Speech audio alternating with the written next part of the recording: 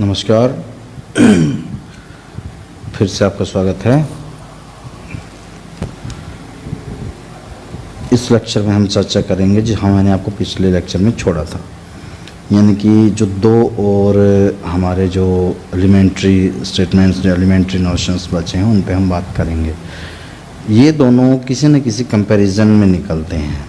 जो पहले जो थे वो किसी कंपैरिजन में वाक्य नहीं निकल रहे थे, बट ये जो वाक्य हैं दोनों किसी न किसी दो वाक्यों के कंपैरिजन में निकलते हैं। ये दो वाक्यों को एक साथ लेके चलते हैं, दो सेंस में बात करते हैं। तो इनमें पहला है कंडीशनल स्टेटमेंट्स।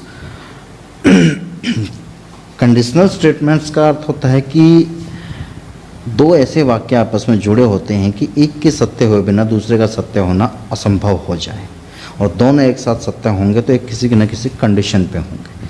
ठीक है, निर्भर करते हैं परिस्थिति पे। ठीक है, कंडीशनल स्टेटमेंट्स का जो प्रारूप है वो इस तरह से है, पी क्यू।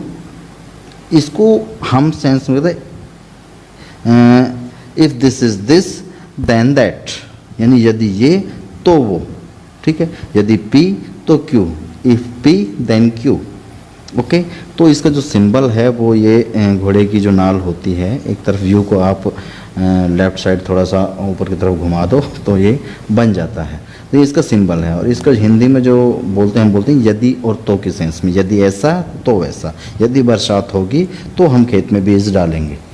ठीक, तो एक कंडीशंस हैं। तो कंडीशनल की ट्रुथ वैल्यू कैसे है, ये इस प्रकार है कि यदि P तो Q, ये टेबल देखिए आप। यदि P सत्य है, Q सत्य है, तो वो वाक्य जो होता है पूरा का पूरा अपने आप में सत्य हो जाएगा। यदि P सत्य है और Q असत्य है, इट्स फॉल्स, तो वाक्य पूरा का पूरा फॉल्स हो जाएगा। यदि P फॉल्स है और Q ट्रुथ है, इन दैट सेंस जो Q है उसके ट्रुथ होने से पूरा वाक्य ट्रुथ हो जाएगा।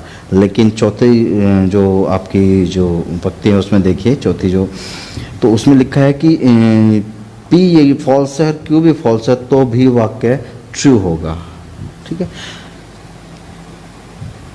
जो कंडीशनल स्टेटमेंट्स होती हैं उनके साथ थोड़ा सा जो मटेरियल इम्प्लीकेशंस हैं उनका थोड़ा दिक्कत आती है। यानी कि जब उनकी हम material implications in the sense जब उनकी शाब्दिक प्रतिपत्ति करते हैं रियल जगत में, तो वहाँ पे बहुत दिक्कत मिलती है। ये ट्रू फिट बैठती भी हैं और नहीं भी बैठती हैं।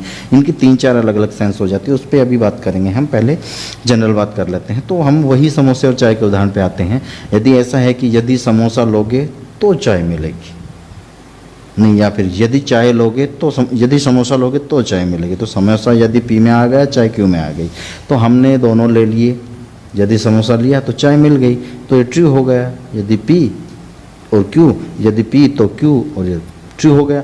लेकिन यहाँ पर यदि हमने कहा कि उसने सामने वाले ने कहा यदि समोसा लोगे तो चाय मिलेगी, तो आपने अकेले समोसे की मांग की, चाय की मांग नहीं की। इन दैट सेंस उसने चाय देनी ही नहीं, क्योंकि कंडीशन है यदि समोसा लोगे तो चाय मिलेगी, ये फिक्स है। आपकी कंडीशन है, पिता की कंडीशन है, यदि आज रात को 8 बजे घर पे आओगे तो ही खाना मिलेगा। अब आप 11 बजे आओगे तो खाना नहीं मिलेगा। खाना तभी मिलेगा जब 8 बजे। पिता की कंडीशन थी, यदि वाली वो कंडीशन है। तो खाना मिलने का तात्पर्य है कि आप 8 बजे आ गए, पहला वाक्य ऑटोमेटिक सत्य हो जाता है। ठीक है, चाहे वो फॉल्स ही क्यों न हो। ठीक है, ये कंडीशन है। ठीक, तो यदि समोसा लोगे तो चाय मिलेगी, तो आपने सिर्फ समोसे की मांग की तो आपको चाय ऑटोमेटिक मिल जाएगी। लेकिन आपने सिर्फ अगर चाय की मांग की तो समोसा वहाँ पे कंडीशन है। तो अगर आपको चाय मिली है तो ऑब्वियसली आपको समोसा भी मिला ही होगा, ये प्रूव्ड है।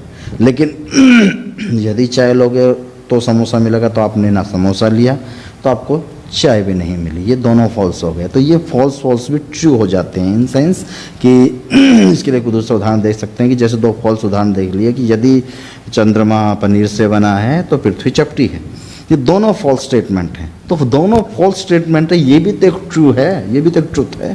तो जब इन कंडीशंस को इस सेंस में फॉल्स के सेंस में देखते हैं तो ये ट्रू हो जाता है, जैसा कि आप टेबल में देख सकते हो। तो ये इनकी ट्रुथ वैल्यू है। अब इसके साथ जो बेसिक चीज़ अटैचमेंट है, समय का थोड़ा अभाव रहेगा, फिर भी मैं जल्दी इस पर चर्चा करना चाहूँगा। शाब्दिक प्रतिपत्ति यानी कि मटेरियल इम्प्लीमेंटेशन, इसका क्या होता है। देखो 4 तरह से काम किए जा सकते हैं। शाब्दिक प्रतिपत्ति में मटेरियल इम्प्लीमेंटेशन में पहला जो 4 अलग अलग वाक्य लें कंडीशंस के, जैसे हम कहें कि यदि सभी मनुष्य मरणशील हैं, सुकरात एक मनुष्य है, अतः सुकरात मरणशील है। Okay, all human are mortal, if all human are mortal then सुकरात is also human and then सुकरात इज मॉर्टल। तो ये जो कंक्लूजन निकला है ये बेसिकली लॉजिकली निकला है, ये लॉजिक से डिडक्ट हो रहा है। ठीक है, लॉजिक का मतलब हम यूनिवर्सल स्टेटमेंट्स जो कि ट्रुथ है उससे कोई हम पर्टिकुलर स्टेटमेंट निकाल रहे हैं, तो लॉजिकली प्रूव्ड है, तो दैट इज ट्रुथ।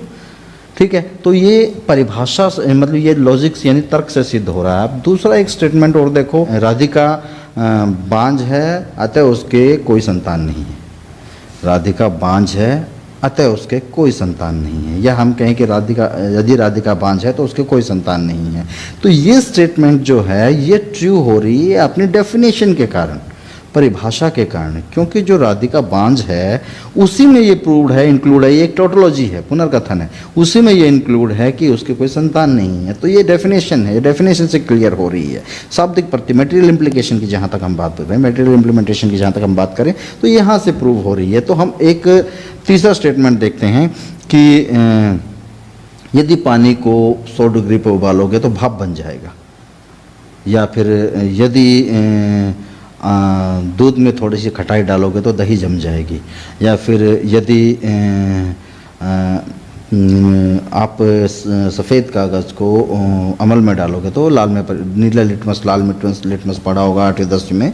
तो ये कैसे प्रूव हो रहा है? ये सीधा सीधा नेचुरल साइंस में कारण कार्य कॉजेशन थ्योरी से प्रूव हो रहा है। कॉजेशन रिलेशन है दोनों के बीच में, उससे प्रूव हो रहा है। तो ये कॉजेशन रिलेशन जो साइंटिफिक एरिया है, तो यहाँ पर कारण कार्य से सिद्ध होगा, पानी को 100 डिग्री पर गर्म किया तो वो भाप बन जाएगा। तो ये वहाँ पे प्रूव हो रहा है, वहाँ पे ट्रुथ है। लेकिन अब इसका एक चौथा और देखिए, हम कहें कि यदि मेरी लॉटरी लगती है तो मुझे खुशी नहीं होगी। अब लॉटरी लगने के बीच में खुशी के होने न होने के बीच में कोई आवश्यक संबंध नहीं है। अगर हम लॉजिकली आवश्यक संबंध देखें तो यूनिवर्सल पार्टिकुलर का आवश्यक संबंध हो गया। यदि हम डेफिनेशन से आवश्यक संबंध देखें, मतलब एसेंशियल रिलेशन देखें, तो वो परिभाषा से भी एसेंशियल रिलेशन बन गया है। वहाँ पे जब उसको बांझ कहा जा रहा है तो ऑब्वियसली वहाँ पे उसका मतलब ही बांझ होने का मतलब ही है कि उसके संतान उत्पन्न नहीं हो सकती। यदि हम कारण कार्य के सेंस में देखें तो वहाँ पर उससे वो प्रूव हो जा रहा है, वो रिलेशन बन जा रहा है। लेकिन यहाँ पर ये रिलेशन नितांत ही सब्जेक्टिव सेंस में है, व्यक्तिगत हो जाता है। लॉटरी लगने से खुशी होना या खुशी न होना या दोनों ही न होना, उदासीन रहना, ये व्यक्तिगत इंटरेस्ट है। तो ये जब हम शाब्दिक प्रतिपत्ति यानी कि मटेरियल इम्प्लीमेंटेशन इसका देखते हैं तो इसमें दिक्कत आ जाती है चौथे सेंस में। तो जब ये व्यक्तिगत होता है तो वहाँ पर इसके बारे में कुछ भी कहना संभव नहीं है। तो ये संभाव्य के सेंस में चला जाता है। जो मैंने आपको शुरू में विचार के जो 3 नियम जो एलिमेंट्री नोशंस बताए थे उसमें मैंने बताया था कि ये पूरी तरह से प्रोबेबल यानी कि आपत्तिक हो जाता है, संभाव्य हो जाता है। ठीक है, तो ये हमारा जो था, ये चौथा जो एलिमेंट्री नोशन के रूप में चौथा जो हमारा था ट्रुथ फंक्शन ये था, ये है। तो इसके बाद हम अब 5वें पे बात करेंगे। जब हमने इसकी कंडीशनल स्टेटमेंट्स की बात कर ली है तो हम इसके 5वें पे बात करते हैं। चौथे के बारे में जो मैंने आपको अभी बताया कंडीशनल स्टेटमेंट्स के बारे में, एक चीज़ मैं फिर से क्लियर कर दूं कि ये ट्रुथ वैल्यू केवल और केवल तभी देता है जब इसका पिछला, आप एक ही चीज़ याद रखो कि कब ट्रू होगी, वाक्य में कब ट्रुथ आएगा। ट्रुथ तब आएगा जब इसका फल वाक्य, 2 वाक्य हेतु हेतु मत न्याय वाक्य इसे हिंदी में बोलते हैं। हेतु हेतु मत, हेतु से हेतु मत निकलता है। हेतु पहला वाक्य जो यदि के साथ लगता है, इफ के साथ लगता है, और हेतु मत फल वाक्य यानी उसका उसका कॉन्सिक्वेंट है, जो है एंटीसीडेंट, पहला एंटीसीडेंट हो जाता है, दूसरा कॉन्सिक्वेंट हो जाता है। तो जो तो कॉन्सिक्वेंट है यानी फल वाक्य जो है वो डिपेंड उस पर डिपेंड करती है ट्रुथ वैल्यू। अगर कॉन्सिक्वेंट वाक्य जो है, वो पद जो है वो ट्रुथ है तो ऑब्वियसली पूरा सेंटेंस, पूरा वाक्य ट्रुथ हो जाएगा। और अगर वो ट्रुथ नहीं है तो पहले एक स्टेटमेंट के ट्रुथ होने से वो ट्रुथ नहीं होगा। सीधा सीधा ध्यान रखो, पीछे टी है तो वो टी है, अगर पीछे एफ है तो वो फॉल्स ही होगा। इन सेंस दोनों फॉल्स ना हो। क्लियर? तो अब हम बात करते हैं मैटेरियली इक्विवेलेंट पर। ठीक है, शाब्दिक सम पर। ये भी दो स्टेटमेंट्स, दो वाक्यों पे निर्भर करता है। तो शाब्दिक सम की, जैसा कि आप इस टेबल में देख सकते हैं, इसका जो रूप है वो इस प्रकार का है कि यदि इसमें हम कहें कि पी, वही पी क्यू का फॉर्मूला है हमारे पास, तो यदि हम कहें कि पी ट्रू है, क्यू ट्रू है, तो ऑब्वियसली सभी स्टेटमेंट्स की तरह, सभी जो हम अब तक फंक्शंस देख के आए हैं, जो ट्रुथ फंक्शंस देख के आए उन्हीं की तरह से ये ट्रू होगा, ठीक है। तो और अगर दोनों में से, समानता का मतलब समानता ही है, अगर दोनों में से यानी कि पी ट्रू है, एफ और क्यू फॉल्स हो जाता है, तो ये पूरा का पूरा वाक्य फॉल्स है। यदि पी फॉल्स है, क्यू ट्रू है, तो भी ये पूरा का पूरा स्टेटमेंट, पूरा वाक्य फॉल्स है। और यदि पी और क्यू दोनों ही फॉल्स हैं, उस सेंस में ये पूरा का पूरा वाक्य ट्रू हो जाता है, क्योंकि यहाँ पे फॉल्स के कंपैरिजन में ट्रू दिखाया गया है, तो फॉल्स के सेंस में ट्रू हो जाता है, क्योंकि ये दोनों आपस में सम है, समान है एक तरह से। इसमें एक चीज़ और मैं आपको नोटिस करा दूं, डबल नेगेशन की। शाब्दिक सम में डबल नेगेशन का एक रोल है कि मान लो मैं कहूँ कि राम एक अच्छा लड़का है, ओके, और मैं कहूँ कि राम एक अच्छा लड़का नहीं है। राम एक अच्छा लड़का है, इसका जस्ट अपोजिट वाक्य है जो है इसका, वो है राम एक अच्छा लड़का नहीं है, ये इसका नेगेशन है, नकारात्मक है, इसका अपोजिट है। लेकिन मैं कहूँ कि मैंने ये नहीं कहा कि राम एक अच्छा लड़का नहीं है, मैं वही नेगेशन यूज़ कर रहा हूँ, मैं नहीं ही यूज़ कर रहा हूँ। मैंने कहा राम एक अच्छा लड़का है, मैंने कहा मैंने ये नहीं कहा कि राम एक अच्छा लड़का नहीं है। इसका क्या मतलब है? ऑब्वियसली इसका मतलब यही है कि राम एक अच्छा लड़का है, मैं ये कह रहा हूँ। क्योंकि नेगेशन डबल नेगेशन जब होता है तो डबल नेगेशन आपस में क्रॉस हो जाता है, और उसका मीनिंग जो निकलता है वो वही निकलता है जो उसका अफर्मेटिव सेंटेंस दे रहा था। राम एक अच्छा लड़का है, लेकिन जब मैं कहूँ कि मैं ये नहीं कह रहा कि ऐसा नहीं है कि राम एक अच्छा लड़का नहीं है, तो वहाँ पे डबल नेगेशन क्रॉस हो गया, तो वहाँ पे एक ही चीज़ बची। तो वहाँ मैं यही कह रहा हूँ, मेरी स्टेटमेंट यही है कि राम एक अच्छा लड़का है। तो इस नेगेशन का यहाँ पे शाब्दिक सम में ध्यान रखना पड़ता है, इसका यूज़ यहाँ पे होता है। तो हम पहले इसका सिंबलाइजेशन सीखते हैं, इन्हीं से युक्तियाँ बनती हैं। इन्हीं से क्या है कि आपकी जो पूरा आर्ग्यूमेंट है वो शेप लेता है। एक वाक्य यहाँ पे वही जैसा वहाँ पर तो तीन स्टेटमेंट होंगे जो बेसिक फंडामेंटल्स रूल हैं उनके, तो तीन ही स्टेटमेंट्स होंगे जिसमें से दो फर्स्ट प्रीमाइज, सेकंड प्रीमाइज और कंक्लूजन होगा। तो फर्स्ट प्रीमाइज जो है वो उसमें और सेकंड प्रीमाइज जो है उसमें और कंक्लूजन में क्या संबंध है वो किस तरह से एक्सप्लोर होता है। तो यहाँ पे हमें बिल्कुल भी सार्वभौमिक और विशिष्ट के बारे में नहीं सोचना। यहाँ पे जैसे स्टेटमेंट है उसका सिंबलाइजेशन करना है और रख देना है। तो मैं सिंबलाइजेशन पे थोड़ी सी बात करूँगा, थोड़ा सा प्रैक्टिस आपके लिए भी छोड़ूंगा, थोड़ा प्रैक्टिस करना ज़रूरी है। उससे पहले मैं आपको बता दूँ, ये एक टेबल मैं आपके लिए छोड़ रहा हूँ जिसमें ये चारों जो मैंने आपको बताए हैं नेगेशन को छोड़ के, उनका क्या क्या रूप हैं, किस किस तरह से वो काम करते हैं, क्या क्या उनके नाम हैं, उनके सिम्बल्स क्या क्या हैं, उनके एग्जाम्पल क्या क्या हैं, वो सभी चीज़ इसमें टेबल में दी गई हैं। तो हम सिंबलाइजेशन पे थोड़ी बात कर लेते हैं। ये हमारे पास हिंदी वाली कुछ युक्तियाँ हैं, इनका हम सिंबलाइजेशन करने का प्रयास करते हैं। कुछ एक मैं करता हूँ, कुछ एक आपकी प्रैक्टिस के लिए छोड़ देता हूँ। किस तरह से होता है वो आप देख लेना।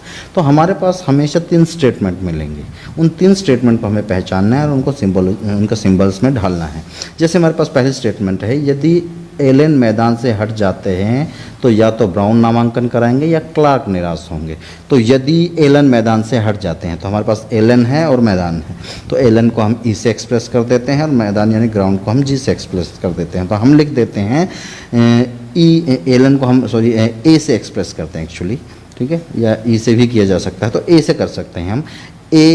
यदि ए, हमने वो घोड़ा के नल का सिंबल बनाया, तो पहला वाक्य यदि की सेंस में आएगा, यदि ए तो जी, तो ग्राउंड का तो ब्राउन जो है, हमें यहाँ पे बी ले लेते हैं, ब्राउन ले लेते हैं और क्लार्क निराश होंगे। एलन मैदान से हट जाते हैं, तो हम एलन के लिए ए लेते हैं और ब्राउन के लिए बी ले लेते हैं। यदि ए तो बी, या बी के साथ ही या अटैच है, यदि ए तो बी के साथ ही या अटैच है, या क्लार्क निराश होंगे, या की सेंस में सी लगा दिया। अब चूंकि यदि की सेंस में ये 2 सेंटेंस एक साथ हो रहे हैं, 2 सेंटेंस कंबाइंड है, तो चाहे तो इनके ऊपर आप ब्रैकेट लगा सकते हैं, बट कोई ज़रूरी नहीं है, क्योंकि यदि वो दोनों की सेंस को एक साथ ले रहा है, कि यदि एक के साथ नहीं लग रहा, दोनों के साथ लग रहा है, ठीक है। तो यदि ए तो बी या सी, यानी वी सी। ठीक है, दूसरा वाक्य है ब्राउन नामांकन नहीं कराएंगे। ठीक है, तो नीचे का जो दूसरी युक्ति जो है, जो दूसरा जो वाक्य हो जाएगा, स्टेटमेंट जो हो जाएगी, वो बी का निगेशन हो जाएगा, निगेशन बी, ब्राउन नामांकन नहीं कराएंगे। तीसरा है अति यदि हम मैदान में से हटते हैं तो क्लार्क निराश होंगे। तो यदि हम मैदान से हटते हैं तो क्लार्क निराश होंगे। हमने देखे मैदान से हट जाने के लिए क्या लिया था, हमने ऊपर लिया था ए। ठीक है, यदि एलन मैदान से हटते हैं तो क्लार्क निराश हो जाएंगे। तो अब फिर हमने यदि पे आ गए ए, यदि ए, इफ ए देन तो क्लार्क निराश होंगे, देन सी, ये हमारा कंक्लूजन आ गया। तो ये तीन जब स्टेटमेंट्स, जो सेंटेंसेस हैं, इनको हम एक युक्ति के रूप में ढालते हैं, एक आर्गुमेंट के रूप में ढालते हैं, तो ये युक्ति आकार हमारे सामने प्रस्तुत होता है। इस युक्ति आकार को हम ट्रुथ टेबल के अंतर्गत ढाल के इसका जो ट्रुथ फंक्शंस हैं वो निकाल के हम पता लगाएंगे कि ये युक्ति वैलिड है या इनवैलिड है, जो मैं आगे आने वाले समय में आपको बता रहा हूँ। ये एक और ले लेते हैं उदाहरण। ठीक है, ये आपकी प्रैक्टिस के लिए आप उदाहरण करिए, सिंबल्स को आप इनको सिंबलाइजेशन करने की कोशिश कीजिए। नए आए तो आप मुझे कमेंट में या डायरेक्टली पूछ सकते हैं, मैं आपको उस पर चर्चा कर लूँगा। दूसरा है यदि ठेका देवदास को दिया गया तो ईश्वरदास अगले वर्ष बहुत अधिक रुपया कमाने की स्थिति में रहेंगे।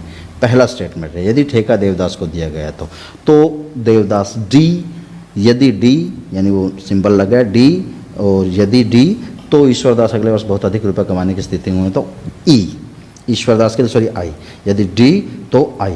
ठीक है, ये पहली हमारी युक्ति हो गई, पहला आर्गुमेंट हो गया हमारा। यदि ठेका देवदास को दिया गया तो पार्श्वनाथ को आर्थिक घाटा हो, पार्श्वनाथ को आर्थिक घाटा हो। यहाँ पे हमारे पास तीन पद आ गए हैं, ऊपर दो पद थे, ऊपर भी तीन ही पद थे, यहाँ पे हमारे पास तीन ही पद है, लेकिन युक्ति जो है पूरी की पूरी कंडीशनल स्टेटमेंट्स में आ गई है। पहली युक्ति कंडीशनल स्टेटमेंट्स में हमने बनाई, यदि D, if D then I. अब दूसरा आ रहा है यदि ठेका देवदास को दिया गया तो पहली वाली युक्ति यदि इफ डी देन तो पार्श्वनाथ को आर्थिक घाटा होगा, देन पी, ये दूसरी स्टेटमेंट हो गई। तीसरा है अतः यदि ईश्वरदास अगले वर्ष बहुत अधिक रुपया कमाने की स्थिति में रहेंगे, तो फिर से हमने ईश्वरदास को यदि आई तो पार्श्वनाथ को आर्थिक घाटा होगा, तो पार्श्वनाथ को आर्थिक घाटा होगा तो यहीं पे तो पी। ये तीन स्टेटमेंट आ गए, तीनों कंडीशनल स्टेटमेंट्स हैं और इनका ये सिंबलाइजेशन हो गया। इस प्रकार जो भी चीज़ यूज हो रही है, नेगेशन यूज हो रहा है तो नेगेशन का सिंबल लग जाएगा, एंड यूज हो रहा है तो वो जो डॉट है वो सिंबल लग जाएगा, और का सिंबल लग जाएगा। यदि वहीं पर मटीरियल वाला यूज हो रहा है तो वहाँ पे वो सिंबल लग जाएगा। यहाँ पे कंडीशनल स्टेटमेंट यूज हो रही है तो जो लग रहा है वो सिंबल लग जाएगा। सो डबल नेगेशन यूज हो रहा है तो डबल नेगेशन का सिंबल लग जाएगा। जितनी भी युक्तियाँ हैं इनको आप सिंबलाइजेशन करने के प्रयास किए, ईजी है, हो जाएगा। नए आए तो मैं बैठा हूँ। इसके अलावा मैं आपको इंग्लिश के स्टेटमेंट्स भी आपके लिए छोड़ के जा रहा हूँ। इंग्लिश के स्टेटमेंट्स भी आपके पास हैं, बहुत सी युक्तियाँ हैं और ये सिंपल हैं, ये ज़्यादा टफ नहीं है। आप इंग्लिश वाली से शुरू करेंगे तो इजी रहेगा। तो ये इंग्लिश वाली हैं, इनको भी आप सिंबलाइजेशन करने का प्रयास करें तो उससे चीज़ समझ में आएगी। ठीक है, ये आपके प्रैक्टिस के लिए है थोड़ा सा। अब ज़रा हम बात कर लेते हैं तीन जो हमने शुरू में जो लिए थे एलिमेंट्री नोशंस, उनको हम कैसे ट्रुथ वैल्यू देखते हैं, उनको हम कैसे मानते हैं कि ये वाक्य टोटोलॉजी है, ये वाक्य या ये स्टेटमेंट टोटोलॉजी है, ये स्टेटमेंट वाग्यात्मक है और ये स्टेटमेंट आपत्तिक है यानी संभाव्य है। ठीक है, उसका निर्धारण कैसे होता है, that is a kind of proof construction, जिस पे अभी हम बात करेंगे। और ये बात हम मे बी नेक्स्ट लेक्चर में करते हैं, क्योंकि मैं साथ साथ ही ये सिंबलाइजेशन तक आपका हो गया, सिंबलाइजेशन तक आप करिए, इसके साथ साथ ही मैं आपको प्रूफ कंस्ट्रक्शन दोनों के, आपको युक्ति का निर्माण करना, जो मैंने अभी बताया इस तरह से युक्ति का निर्माण होता है। जो भी स्टेटमेंट आपके सामने, आपको युक्ति के रूप में भी युक्ति दी जा सकती है, सीधी बनाई हुई, जिसमें आपको ये वाक्य नहीं दे जाएंगे और उन वाक्य के आधार पर आप युक्ति नहीं बनाएंगे बल्कि युक्ति बनी बनाई दे सकते हैं। आपको सिर्फ उनको टेबल्स में ढालना है और टेबल्स ट्रूथ टेबल में फिट करना है और फिट करके उसका सत्यता मूल्य देखना है या उसका वैलिडिटी या इनवैलिडिटी चेक करनी है। अब सत्यता मूल्य कैसे देखा जाता है, कैसे पता लगाया जाता है कि एक टोटोलॉजी है, ये एक व्याख्यातक है या एक संभव है, और प्रूफ कंस्ट्रक्शन कैसे होता है कि ये कैसे वैलिडिटी का निर्धारण होता है, कैसे इनवैलिडिटी का पता लगता है, ये सब चीज़ें मैं आपको नेक्स्ट लेक्चर में बताता हूँ। तो अभी के लिए इतना ही, इसकी आप प्रैक्टिस करिए। बहुत ज़रूरी है लॉजिक के पर्सपेक्टिव में लेकर। लेकिन एक बात मैं यहाँ पे आपको चलो वो मैं अगले लेक्चर में ही क्लियर करूँगा कि what is the use of this symbolic logic when we call it the functional logic to functional logic and how it is implemented in our personal daily days life. तो वो जो है वो हम देखेंगे, बिकॉज आम जीवन में तो हम जैसे करते हैं उसको क्लैरिफाई करने का काम ये करते हैं, क्योंकि लॉजिक का काम ये नहीं बताना है आपको कि सच क्या है, ठीक है। लॉजिक का काम ये बताना है कि आपने जो लॉजिक मतलब खोजना नहीं है कि सच क्या है, आपको ये बताना है कि सत्य क्या है और क्या सत्य नहीं है। वो किस सेंस में लॉजिक देखता है उस सेंस में बात करता है, कौन सा फॉल्स है कौन सा ट्रू है, वो वैलिड इनवैलिडिटी की बात करता है पूरे आर्गुमेंट के सेंस में। इस पर भी अगले लेक्चर में चर्चा करेंगे और बताएंगे कि किस तरह से ये जो लॉजिक है ट्रुथ फंक्शनल लॉजिक ये कहाँ पे यूज हुआ और किस किस फिलोसोफर्स ने इसकी पॉसिबिलिटी बताई थी।